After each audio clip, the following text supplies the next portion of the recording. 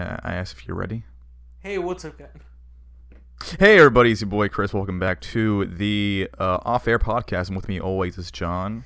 I really hope Look at we that. get someone else here because I'm tired of looking at you. Um. I'm joking. I'm John. Welcome back. Okay. We don't have a guest this week, sadly, but Imagine if we did. imagine if we did. Yeah. Someone just burst through the door all of a sudden. It's Pablo again. It's Pab. It's Castellat. Castellat, he wants his check. What? Oops. We haven't done any projects with him. Wait, there's been some talk though. Did it? I'm pretty sure I brought up in a. How's that Death Wish? Tastes like death. bitter coffee. But I don't remember if I mentioned it on a previous stream. No, I'll get into that in a second. But I don't remember if I mentioned it in a previous stream that we were talking about trying to put together a little music festival or a little. Yeah, we did. Yeah, Yeah, it was something that we were in talks about. Yeah. I'll update that on a better time when we have a little bit more information about it. Because we're still in the process of actually trying to get some artists involved. And with that, I've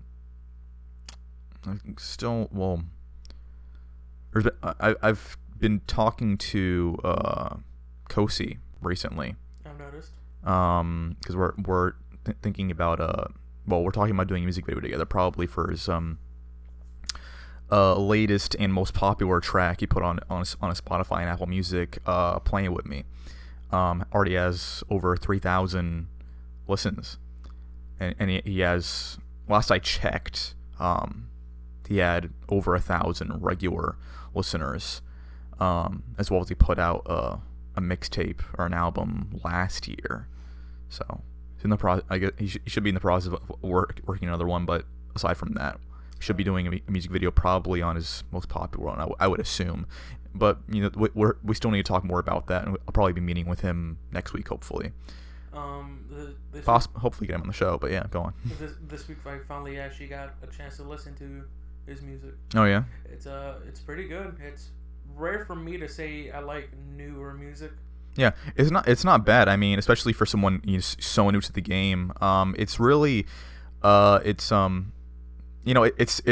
clean flows and raps. It kind of reminds me a little bit of older Kanye or like Travis Scott. Really heavy in the auto tune, heavy, like bassy beats. Yeah.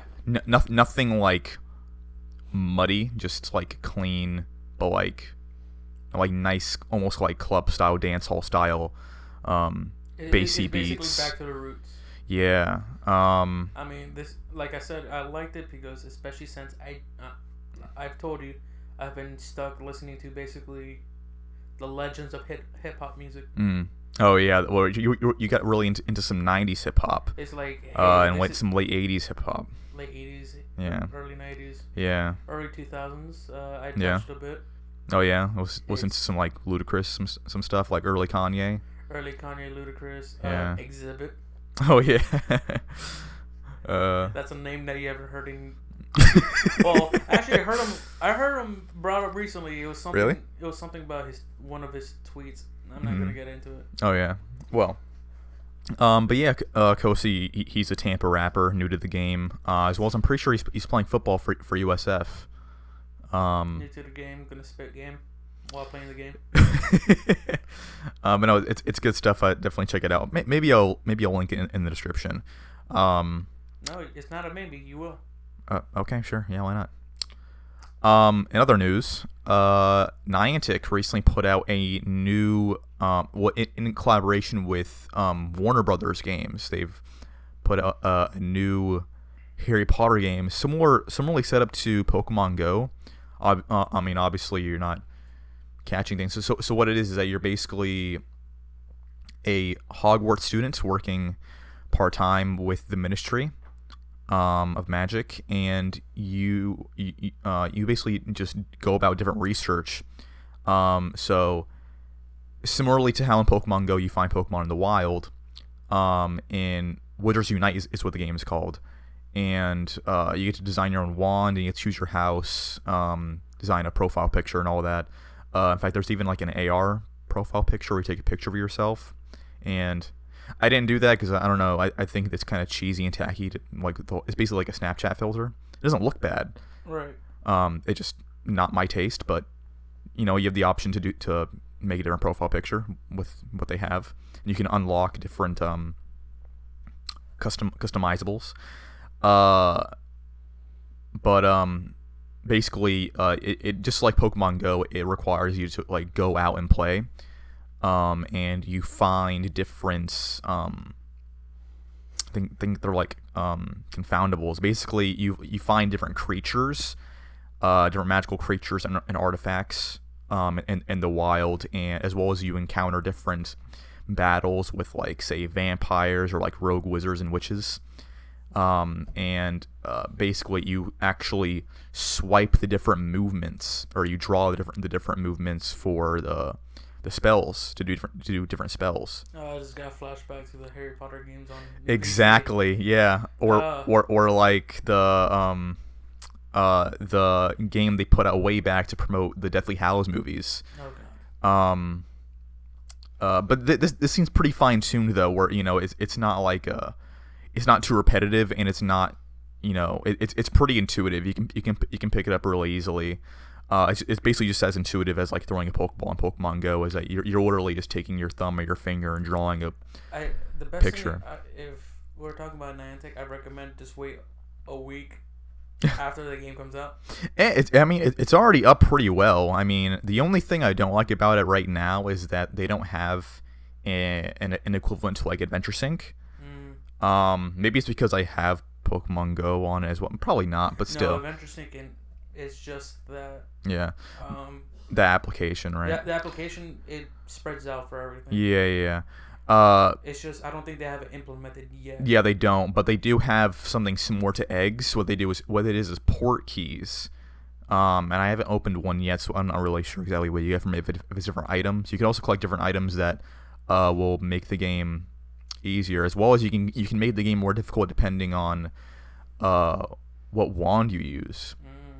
So depending on the wood and the core you use and the flexibility of the wand you design will make spells more difficult to cast or more easy to cast. So you can actually make the game easier or harder for yourself.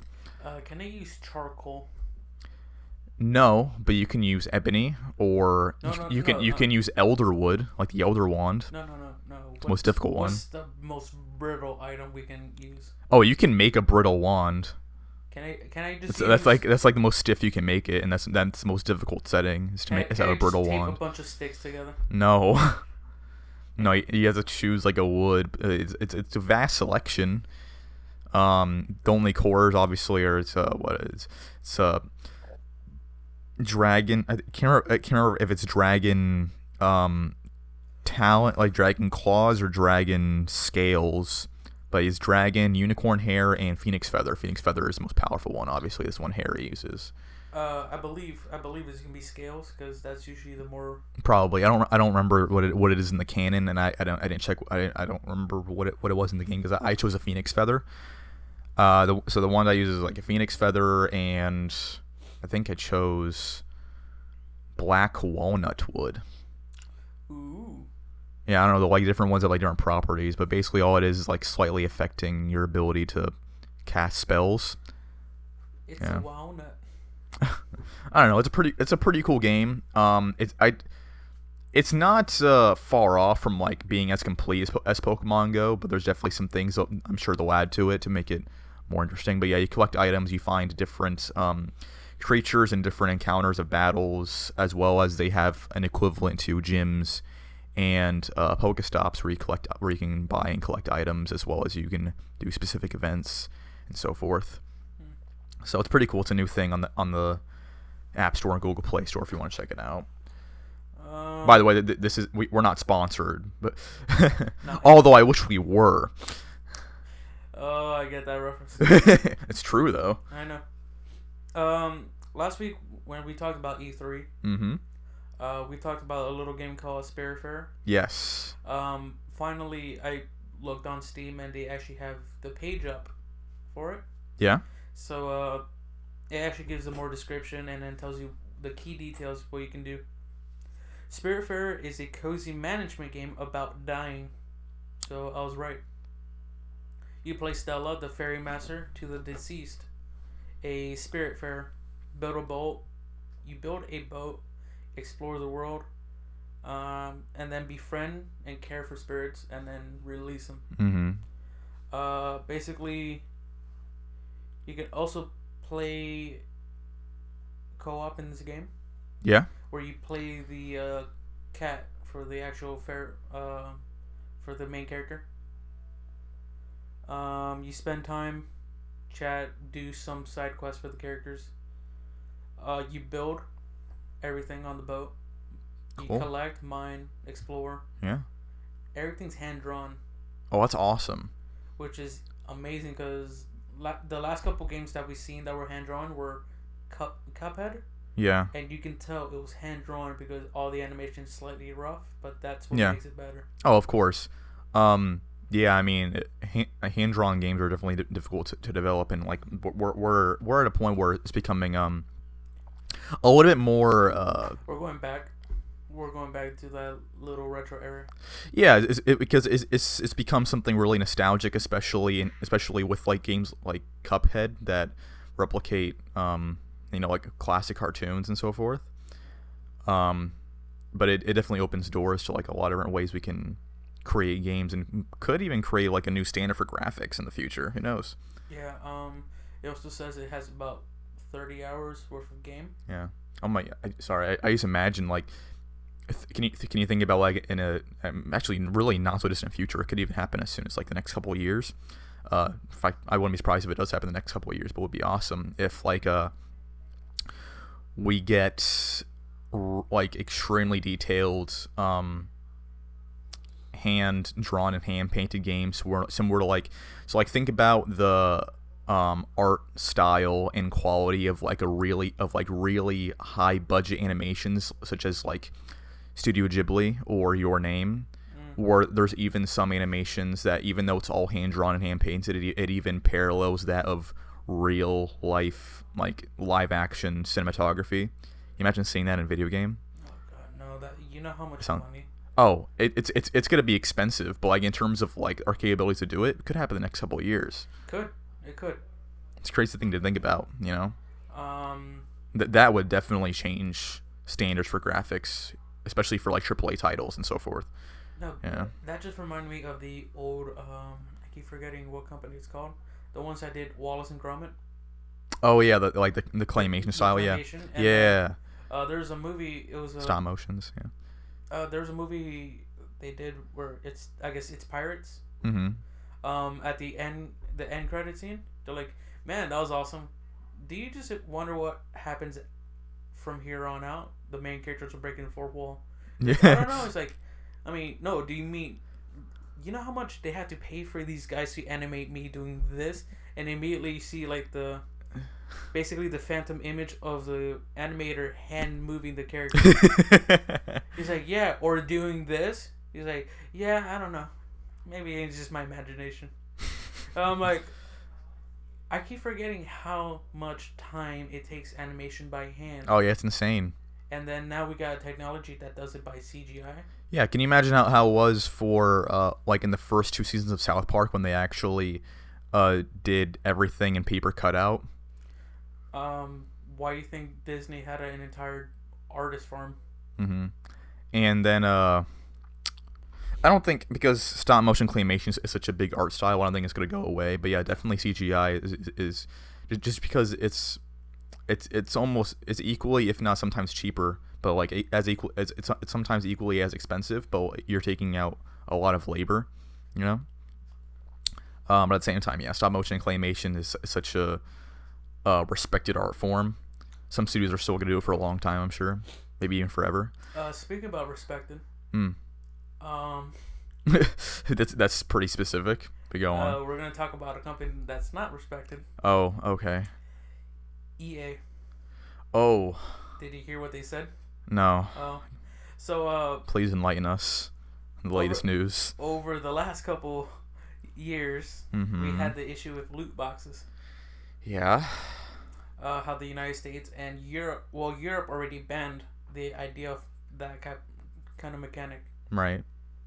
And United States is slowly creating a law preventing that because technically that's gambling. Technically, yeah. For minors. Yeah, there was actually talk about that where, because for a little bit, creators such as Jake Paul and Rice Gum were promoting it. Yeah.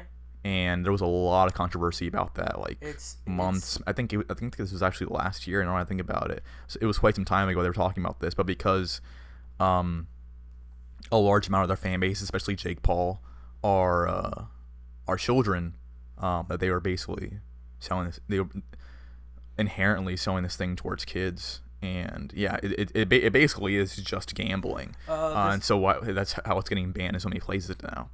Yeah, it's insane. Well, should we explain loot box just in case people don't really exactly know what it is? Well, it's been a little bit since there's been any talk about it. Well, in terms of games, loot boxes, usually some games they just put it in. It's just cosmetics. Yeah. So like you can change the character's clothing and stuff like that. Right. That's fine. That doesn't matter. That's an optional item you can buy. Yeah. But in the recent couple years, loot boxes have been including items that give people advantage in game. Yeah. Well, but loot box was also actually like they had a platform to where people were quote unquote like winning actual items, yes. like real life merchandise, expensive merchandise too, like shoes and jewelry and stuff. I was gonna say the more recent games, the more recent one I can imagine was Battlefront 2. Star Wars, yeah. It's like, hey, either you can play 3,000 hours worth of gameplay to unlock everything, or you can pay about nearly $1,000 just to unlock basically what you can buy everything at that point. Yeah. And then people were getting upset. It's like, hey, we're just doing this because we know you guys love getting your pride and accomplishment. Right. But the reason I'm bringing it up now is because EA, their legal department, put out this statement. EA says their in-game random purchases aren't loot boxes. They're but surprise mechanics, similar to surprise Kinder eggs. So they're basically justifying, saying, hey, it's if chocolate companies or toy companies can do this, how come we can't do this? Right. Because that thing is just for kids. Yeah. This is for adults and kids, but this is also dealing with hundreds of dollars. Yeah. Also, I was just looking it up just because I want to check facts just to be sure. Since I brought up that whole thing, that what it was is that at the beginning of this year, so back in January, Rice Gum and Jake Paul were sponsored by Loot Box. Loot Crate? No. Loot Box. Yep. Oh, no. Then this is something different than I was talking about. Yeah. So I just want to clarify that there's apparently two different situations. Just don't want to have any confusion. It was like some sort of scam that they were sponsored for. Her mystery box. YouTubers criticized for promoting loot box gambling games towards young children. Yeah. I don't know. That's old news anyway. I just didn't want to get that confused because I brought the whole thing up. But we're talking about loot box in terms of games, especially promoted by EA. Loot box such as in games like Overwatch and so forth. But here's the thing with Overwatch: it doesn't change the game. Yeah, it doesn't. It's just cosmetics. That's fine. Yeah. I don't mind that. Yeah, it's just like skins and stuff. But if it gives you an advantage, saying, "Hey, you got a gun that fires faster," yeah, that doesn't get unlocked until the end game.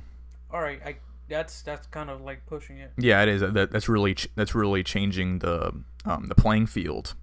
Because what's me if I play 500 hours of this game, meanwhile Timmy over here just bought the game an hour ago Mm-hmm. and spent $400 just to get what I got now. Yeah, it's basic. It's pay to win. It's Precisely. the only thing that will change it if you're not buying the game. If Yeah. it's free to play, then that's a different story. Mm-hmm. But still, it's still pay to win, which is what pushes a lot of your Yeah.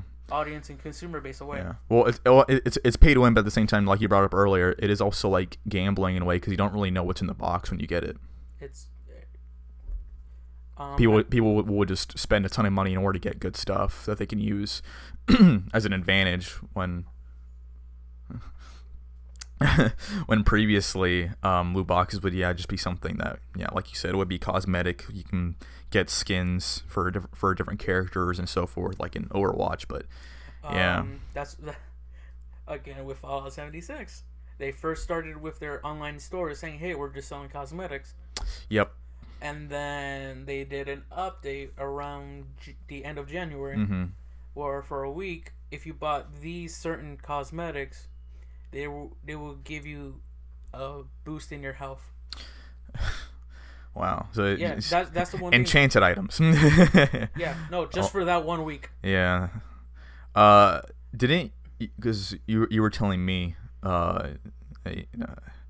you tried out Fallout 76 not too long ago just to see how the platform's going. If you want to expand on that anyway. It's still not worth it. It was worth it because it was free. Right. That's how much it's worth. Well, yeah, I mean, like back when the game was released, not when it was released, but like last holiday season, stores couldn't get rid of it.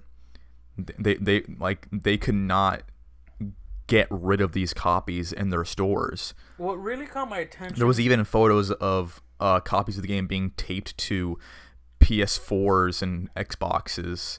you got a free copy if you buy a controller. Yeah, even that, yeah. What really caught my attention when I first was listening about the game Mm-hmm. was the beta. I was watching the beta. I'm like, this seems a little bit off. Because the beta was a week before the actual game dropped. Whoa. Actually, no, 2 weeks. Whew. What caught my attention was, hey, I know the beta was supposed to start today, but for some reason, there's a bug where we have to patch out. It was 50 gigs. Oh my god. They patched it. And then when you try to start the game deleted itself. So you had to reinstall it, and a lot of people were complaining about it. Right. That's where I'm like, all right, I gotta listen to this, because at that point when they first announced it at 2018 E3, I'm like, all right, listen, Todd, listen here. Oh man. As much as I love you, this is suspicious as fuck. Yeah. And then later when the actual game came out, I was listening to reviewing publications like IGN, Right. Giant Bomb. Mm-hmm. I believe the Giant Bomb podcast, which is more famously listened to for game reviews. Right.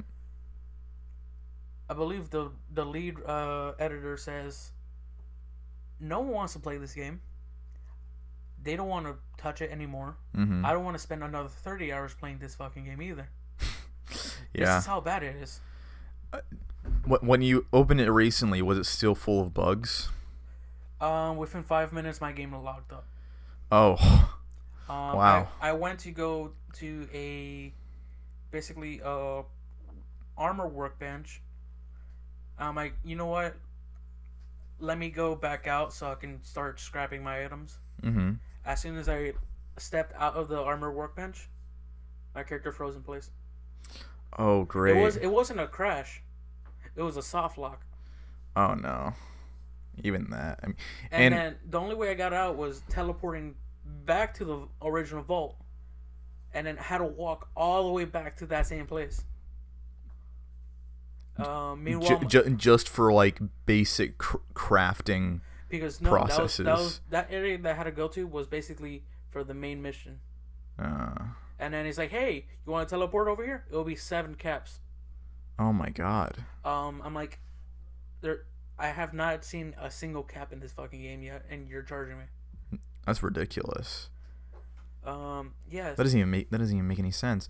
That and like, I get it. In Skyrim, you if you want to go anywhere by horse or carriage, you pay. yeah. But if you're going somewhere by yourself and you're fast traveling, that's it. You don't. Then like recently they've talked about how there's been fixes, There's no fixes. and this is still only the tip of the iceberg when This is the in terms of like all the problems that's been had in this game over the course that it's been out. This is just scratching the surface in terms of all the issues that people came across. What really pisses me off is like, hey, this new update, we're adding NPCs. Yeah, that they When recently announced. We talked about last week.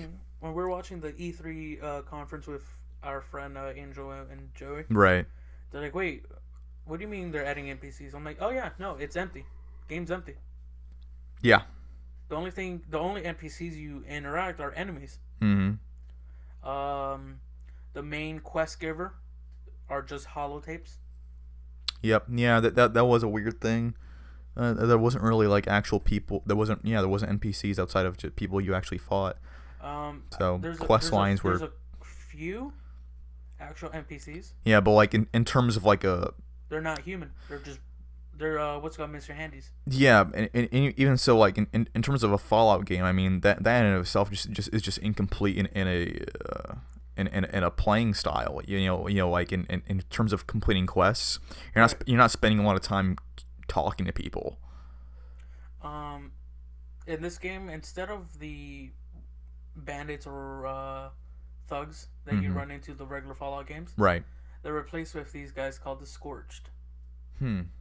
Which I'm like, all right, I'll listen to.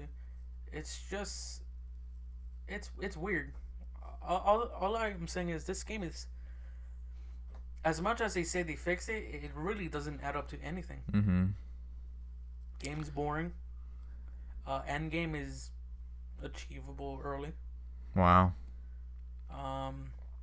The leveling up system is fucking broken for me. Yeah. You know how you spend your points on endurance, everything? Like right. That? You do that, but you have to select a perk card. So like, hey, all right, you're leveling up this little item, or basically it's randomized at this point. Mm-hmm. The early couple months about 76, you cannot respec anything. So after level 50, leveling up doesn't even fucking matter. Oh no. People were level 125. They're like, it's boring. There's no leveling up. Wow. There's actual no incentive to actually finish playing the game. That's ridiculous. Unless you want to fight the Skyrim dragon. Yeah. Fucking Todd did it again. Oh man. There's a YouTube channel I listen to called Crowbee Cat. They do a lot of wonderful video edits. Oh yeah. Like the wonderful Little Lies for oh my god. Todd Howard. Oh man. Or the infamous Mass Effect Andromeda video, yeah. Which is like 50 minutes long, showing the cleaner bugs. Oh. Yeah. He recently put out, he or she, I'm not sure who they are. Uh-huh. Because they never talk. They recently put out the E3 2019 video. Oh no, did they really? The fan cut. Oh man, I gotta check that out. Oh, after the podcast, I'm gonna show you. I don't think did Call Me Carson did he ever Not yet. no, he's posted the edit of E3 2019, but it's funny. Okay, I was watching some of it live and it was going pretty good, but we'll see when the full edit is out. It's gonna be great. It's gonna be glorious. No, and this it's amazing because I didn't even know Elon Musk was there. Yeah, apparently. I know, and then they sat Elon Musk and Todd Howard next to each other. I'm like, no, please don't tell me there's Skyrim on the Teslas now. On the Tesla consoles? Yeah. I mean, they put Skyrim on Alexa, on Amazon Alexa. I'm not even making that one up. You can do that. Yeah. For people that don't know. No, they're probably gonna put Elder Scrolls Blades on there. Maybe. Probably. On the Tesla. Maybe. Yeah, because the best way you can turn around is literally turning the car. Yeah, but they could also put Skyrim on there. But for people that don't know, yeah, if you have an Amazon Alexa, you can play Skyrim on it. It's all voice command, obviously, but it's a little. You're basically just talking to her, and it's just different quests based in Skyrim.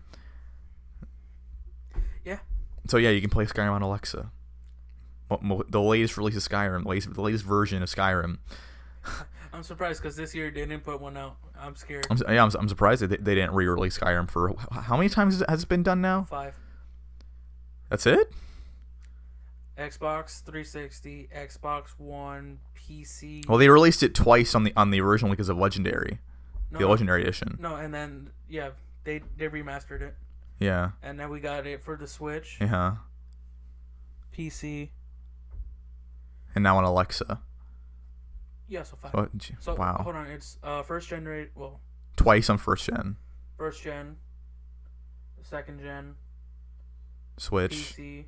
Yeah, PC, Switch. Alexa, so 5. Well, technically 6 if you count the Legendary remake that they put out on the first two gens. On the first generation and second generation. So yeah. Technically 6. Yeah. But I'm cutting it down to 5. Giving yourself that little inch of hope. No, I'm not giving them any hope. I'm so sorry. If anything, that's an excuse for them to re-release it again. Stop that. I mean, what we're expecting the PS5. Well, we're expecting the next gen of consoles. What, in the next year or two? 2020, we're getting the Xbox Scarlet. Yeah, but there's also been talk about the PS5 coming out. Yeah. Possibly like 2021, I think it was.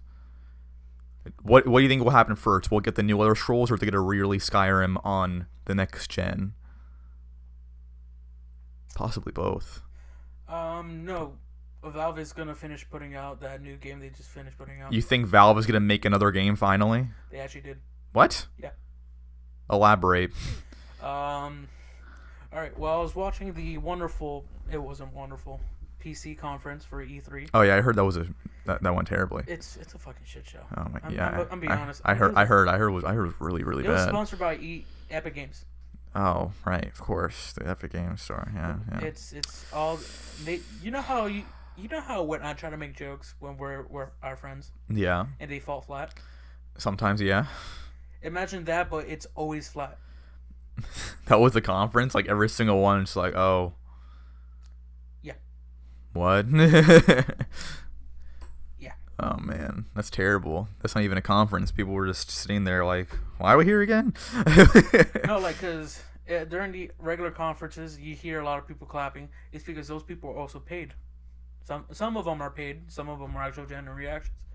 Except this one, you can tell no one was paid because no one was fucking clapping. Mm-hmm. They're like, hey. Jesus. It's just silent. Mm-hmm. What was I gonna say? Fuck, I lost my train of thought. That's all right. But you were talking earlier about one of the YouTubers you watched that made those edits. Oh yeah, it's great. It's great. Yeah. Well, speaking of YouTube and creators, I did want to bring up something real quick of creators such as Maddie Hapoya and Peter McKinnon. They've gone big pretty recently. They're professional photographers and cinematographers. And Maddie, also by the way, they're based in Canada. I don't know. That's a thing they're pretty proud of. John's just over here like wincing at his coffee, like. I just finished it. I'm probably. But I want to bring up these guys because they're expanding very quickly in their respective fields. That Peter McKinnon is in the process of getting a new studio and office space. They were sharing one for a long time. In fact, they still share it temporarily since he's in the process of actually building his space. As well as they have their own podcasts, Pete and Maddie show, or the Maddie and Pete show. They have their podcast where they collaborate with other creators such as Jesse Driftwood and Chris Howe. Basically, these are all guys that are involved in professional photography, film tutorials, and they have videos about everything you need to know about how to use Adobe Photoshop and Lightroom and Premiere. I just remember what I was going to talk about. Oh, I mean, I'm not finished.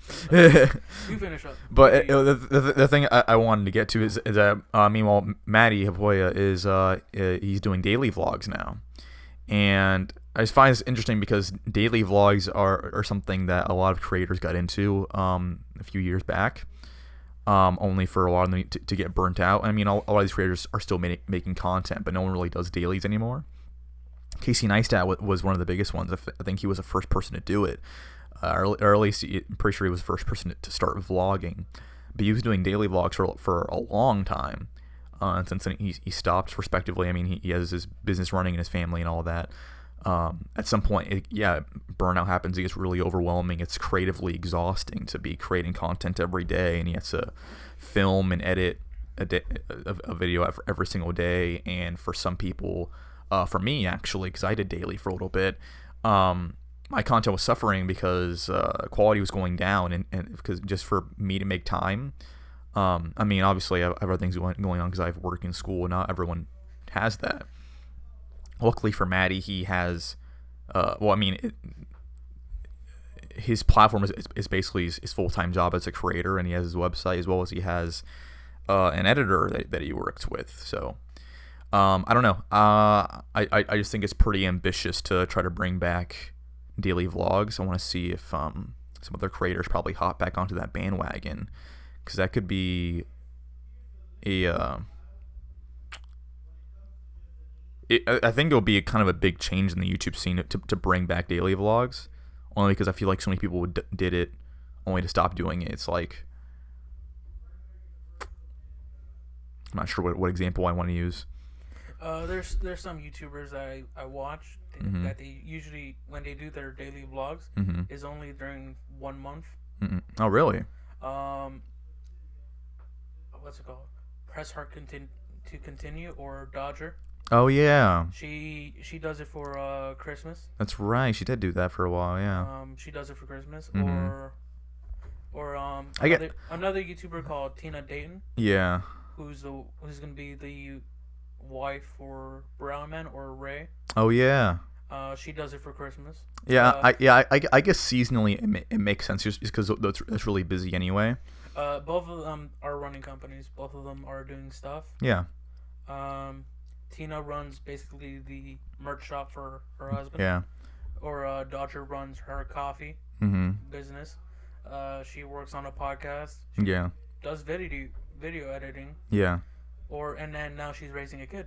So wow, yeah.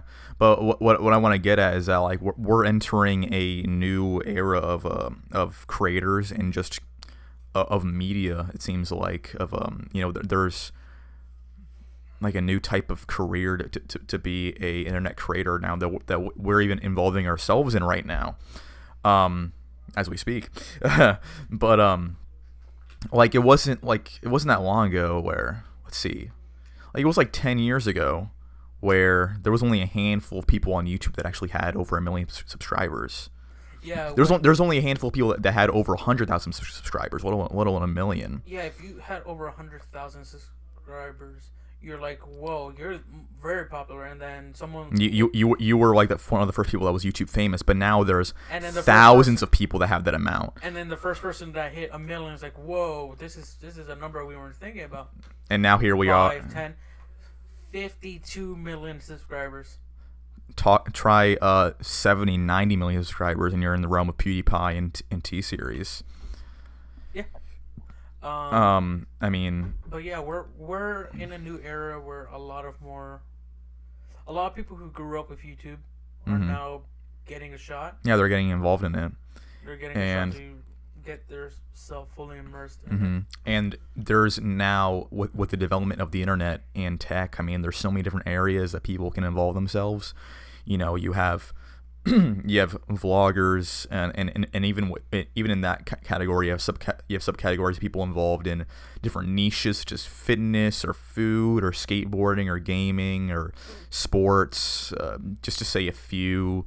The list goes on, and then there's also just gamers and podcasts. There's musicians, and there's never been a better time to be a creator right now, especially because now people are also involving themselves in different ways to, like, there's been so much innovation in just these past few years in creators and in people getting themselves involved in the internet industry, that now there are several different ways to even make money, because for a while people were making a good amount of their revenue off of ad revenue on YouTube. Right. But as time has passed, it's become more and more difficult as different companies have removed their ads from YouTube for different controversial reasons. People have gotten their ad rights taken away, and even channels taken down, videos taken down, and so forth for different controversial reasons.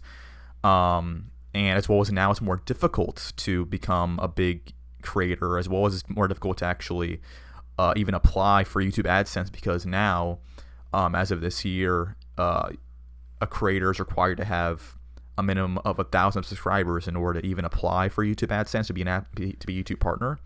And even then, it's still approximately $1.50 to $2 per 1,000 views per video. So now there's but now companies are getting involved to where there's every company now almost every company now has an affiliate program, especially big ones such as like Amazon, which we're signed up with, where now creators are because before creators were a means of advertising just by creating content, because YouTube and Google will put ads on their videos, and it's still like that. It's just a little bit more difficult to get to that point. But now, just as we consume content and consume products every day just as regular people in our modern society, now creators are a means of advertising for these companies that get involved with them as associates and affiliates. It's affiliate marketing, where, so like what I do and what a lot of other creators do these days is, no matter what we use, between the camera we use or what we eat,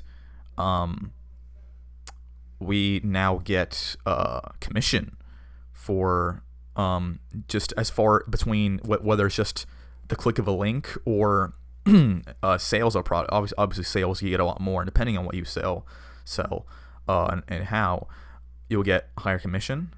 And like, I'm getting really specific into all these details, but there's and I'm also just rambling at this point.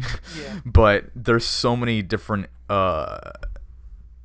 areas of there's so many different sources of revenue now, mm-hmm. as well as there's so many different platforms for people to get involved as creators, to where there's like now different demands depending on what you do and how you do it. And what was thought not possible or difficult before is now becoming more possible through this innovation.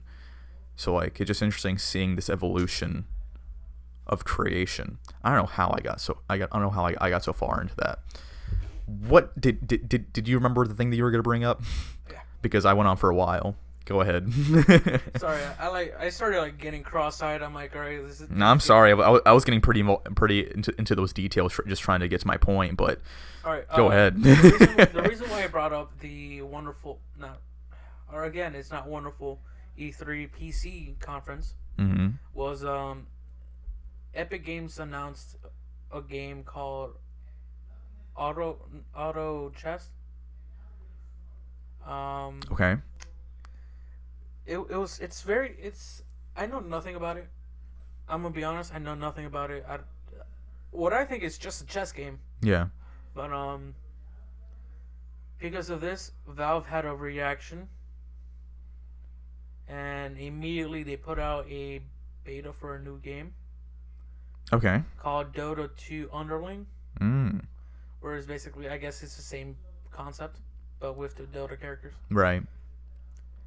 And immediately, all the people who like update stuff on Valve information, like updates, community, games.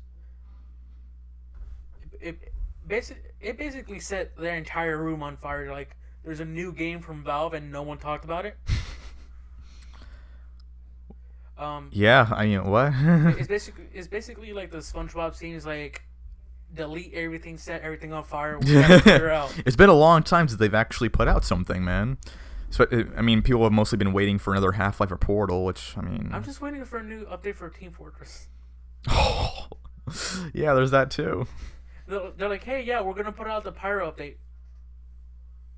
We got the Jungle Inferno for Pyros, and then we're supposed to get the new Versus update. Oh yeah. We never got that. We were supposed to get the.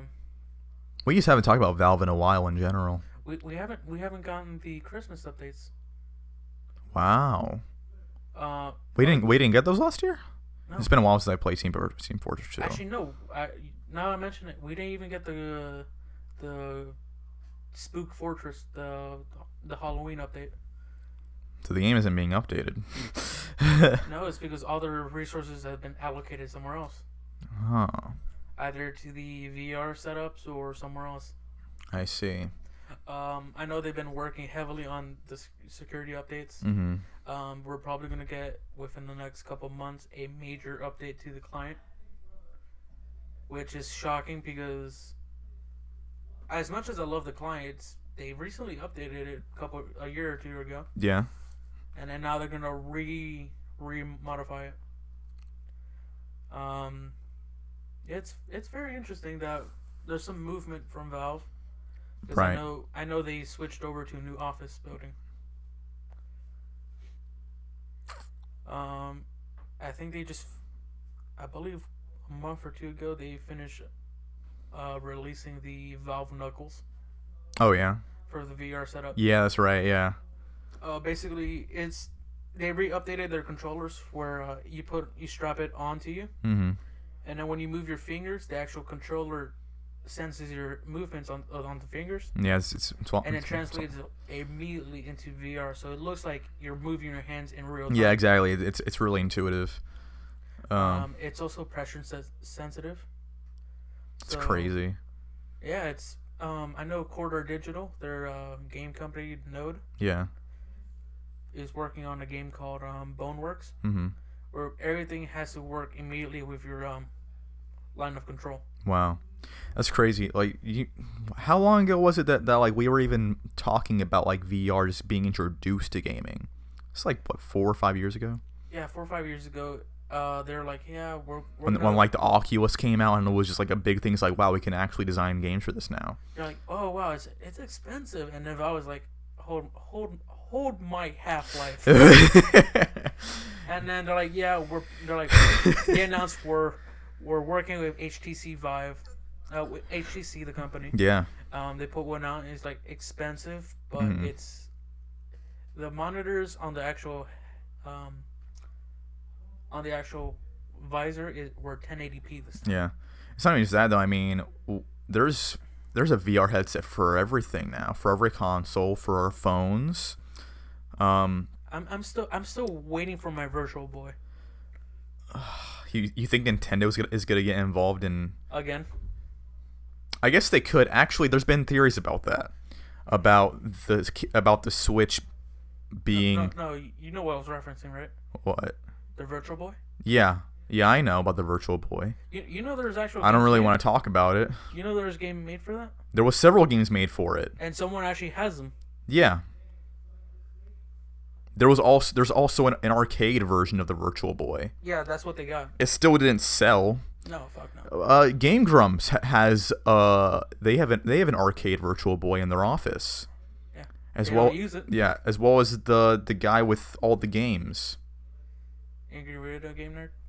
No, I mean the largest video game collection in the world. It's owned by one dude. Oh. He has a Guinness record of ownership of hard copies of games dating back to, I don't know, like 1980. You know what? He probably plays the same amount of games I play. Just one. Probably. I just checked my library for fucking games on Steam. Yeah. You know how many games I quote unquote own? Hmm. 309, Why? and it keeps growing. Why do you have so many of these that you're not playing? I get them And on sale. I know, yeah, and some of them are, you bought them ironically, like Train Simulator. I actually didn't. Don't lie to me. I didn't buy it ironically. Oh. I bought that as a kid. You didn't buy it ironically. Oh, man. I just don't play it. You know they still make those games, right? The simulators, Farm Simulator, Train Simulator, Truck Simulator. I know. I own the Truck Simulator. Oh, I know you own the Truck Simulator. Do you have the Farm Simulator too from like last year? No. Yeah. I was thinking about it. Why did? I just don't have the actual force feedback controller. No, but you just reminded me. How it's, I don't know what's more ridiculous, the loot boxes or how much money it costs to 100% buy everything for a train simulator. Oh my God. Why would you do that? No. But here's the thing. I just found out train simulator is technically cheaper. Still though. No, it's cheaper than flight simulator. You're Chris. John. To buy all. Can you think of a worse way to waste your money than on either of those games? A single cent? I do. Buying Fallout 76. Okay, fair enough. All right, guys. That'll be the greatest way to end it. We're not making bad timing. There's a few other there was something else I was gonna bring up though. No, but let me bring it up. Train Simulator, to buy all of the DLC is $5,000 Are you serious? when it's not on sale. When What? it's on sale, it's $3,000. Why is there that much of a game in existence? $5,000? Who's spending more than $100 for any DLC of a game, especially Train Simulator or Plane Simulator? No, it's just And you're that talking many about individual- thousands? That's how many individual fucking DLCs they put out. There's different models. There's just different stops. There's different scenarios. But would it be as bad? I guess I need to think about it. What? What would be worse, spending $5,000 on all the DLC for Train Simulator or buying Fallout 76? I guess at least Train Simulator you can actually play the game entirely. I mean, you paid more than you paid the price of a car for a finally complete game. Highly detailed. Is this 4K. where we're at right now? This- This is why EA isn't stopping, because they haven't gone far enough when you can pay $5,000 for a complete video game All right. I just pulled up of Train Simulator. No, I'm. All right. Train Simulator is $5,000. Yeah. I just pulled up Flight Simulator. I was thinking $11,000, but it wasn't. It's $5,000 as well for flight. Still though, You buy airports. You buy actual model planes. John, you can pay the price of a car Used for. Doesn't matter. It's a car. It's something you can drive every day. You can go to the beach. You can go to work. But if you can go out to dinner. Hey, listen, I'm not finished. You can pay the price of a car, a real thing you can use every day. You can pay that price for virtual planes and trains where you can go on a fly. game that you shouldn't be playing in the first place because there's better games to be playing. Hey, they announced Flight Simulator 2 at Microsoft. Meanwhile, It's in 4K. in the beginning of this episode, you were upset because someone can pay, $400 for a gun That's that. on an online game that'll let them beat you in. Do you Constantly? Do you not realize how sarcastic I'm being? No, I know. I understand how serious I am. You're furious. And now EA's over here's like, hey, you can pay $5,000 for fake trains Meanwhile, Microsoft just walks up, slaps him the fuck down. It's like, sit the fuck down. And no. I'm on their side now. Who, You can EA? pay $5,000 when you in a world you can pay $5,000 for fake trains. You should be able to pay $400 for a gun, a fake gun, and win games online with, on a game that everyone's playing. But the train is in blue. No one's playing that game, No. and you're paying thousands of dollars for it. I'm not saying it's required. It's not that okay. Yeah, Those are, that they're DLC. it is always an opt-in option, isn't it? But it's Yes. the thing is the option is still there in a world It's that there. you can pay $5,000 for blue trains Yep. and you can pay $2,000 Listen, for listen, Belle listen. Delphine's Patreon. That money could have gone to a car. That money could have gone to your tuition. But I don't think I should be working in this company because I at this point, the moment we start like having office buildings, meanwhile, I'm getting a text from one of our friends saying, "Hey, you left $20K on the table last night." oh, I don't have $20K. It was from the Game of Life. That's fake money. That's Oh. besides the point. no, when we get our office building, This is where we're living in now. you don't let me have the fucking company credit card because I'm unironically just to piss you off. I'm not letting anyone have that. Are you kidding I'm me? gonna spend $10K just to piss you off. What? Spend on Flight Simulator and Train Simulator for your account for Phantastic production. The money isn't even there. Yet. I think we should call this episode to a close. All we know is that now in 2019 we're in a world where you can pay $5,000. You can see you can take $5,000. You can put that to a car, or you can put it to Flight Simulator or Train Simulator, or you can spend a small fraction of that on a nice gun, a fake gun in a game. It's just one item. Or you can use just $2,000 of those dollars on Belle Delphine's Patreon, or and you know that's all hard-earned money that can be made on hear what troll she YouTube and did? Patreon. Oh no, She said she's gonna make a porn hub account. dude, I don't want to get into another topic right now, especially about Belle Delphine or anything that explicit. It's gonna be quick. Nothing against her. No, it's I gonna just be don't quick. really.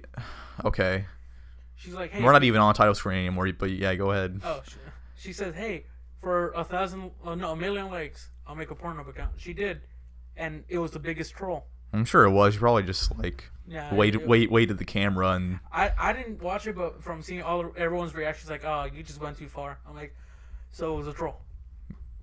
I mean, they let her do it. Yeah. That's kind of the funniest part of it, isn't it? Yeah. You know what? More power to her. Yeah. In fact, she should make an account similar to that guy that all he does is just like, it's the videos where it's like I disinfect the casting couch, or it's like I tell you I had a great night and then I go home. Or there was one he posted recently where he's taking a shower but he's still wearing the signature sweater vest. I hold your hands and tell you everything's gonna be okay. Yeah, like it's all those like he just recently posted a wholesome. new one. Secretary and boss enjoy healthy working relationship. Okay. That's it. Anyway, thank you all so much for listening, so much for watching. We'll be back next week I'm gonna go with hopefully more serious topics. I'll be back in. I'm gonna go take out a loan. Please don't tell me you're gonna spend it on a blue train. It's red. See you guys next time. I can't believe you. I'm so hungry.